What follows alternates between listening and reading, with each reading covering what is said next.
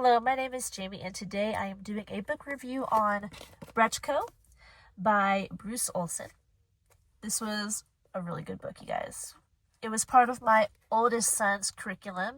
They always try to include a book about missionaries, people who spread the gospel and their life. A lot of times their lives are just interesting and crazy things happen to them as they are on this journey to spread the gospel with people who have never heard of Jesus.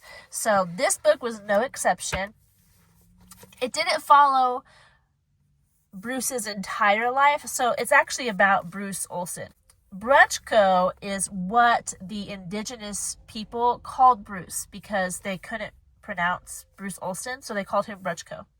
But it starts when he's a teenager, and it talks about how he became a Christian and the steps that happened to get him into Colombia. I don't want to give away the whole, it's such an interesting story, but he didn't go with any organization. He just went. And the organization that was there kind of resented him for that he didn't go through the proper channels to become a missionary. And they were like, we're not going to take care of you. You need to take care of yourself because you didn't come here with anybody. So, but Bruce was up to the challenge. He did what he needed to do, and he got himself to specifically the Modelone people. Those were the people that he developed a heart for, and those were the people that he wanted to reach. And they were an unreachable people. They were a dangerous people, and they killed people that came onto their territory. So when Bruce told people that he wanted to reach the Modelones, they were like, what are you doing? They're going to kill you. But he was persistent, and he almost died twice, I think, from two different tribes trying to get to the Modelone people before he actually made friends with them. But there were many times where he almost died. You're like reading this book going, oh my goodness, like the different diseases he got, how he almost died in the river, he was shot, he was speared, he like all these different things that happened to him. You're just like, it's amazing that he survived so many things for so long to reach the Modelone people. And of course, he does get to them, and he starts living among them. And I don't want to spoil all of it for you, but it is a really good story, and it honors God so much. You read this and you see what God is doing, not just through Bruce, but through other people that come alongside him to reach the Modelones, people within the Modelones themselves to accept Christ and help Bruce to continue to spread the gospel. It's very encouraging and inspiring. And when you see what God will do to someone who completely surrenders their life to him, and somebody who's just like, whatever it costs, even if it costs my life, I will go and I will preach your name to the nations. It stirs something in you when you read these stories, because you're like, what do I need to do? What more can I do for Jesus Christ? And just really good. Good for kids to read, good for adults to read. I'm glad they put these books in our curriculum.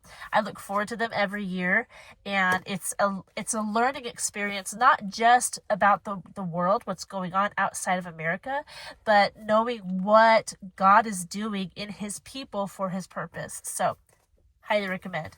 It is 192 pages long, no illustrations.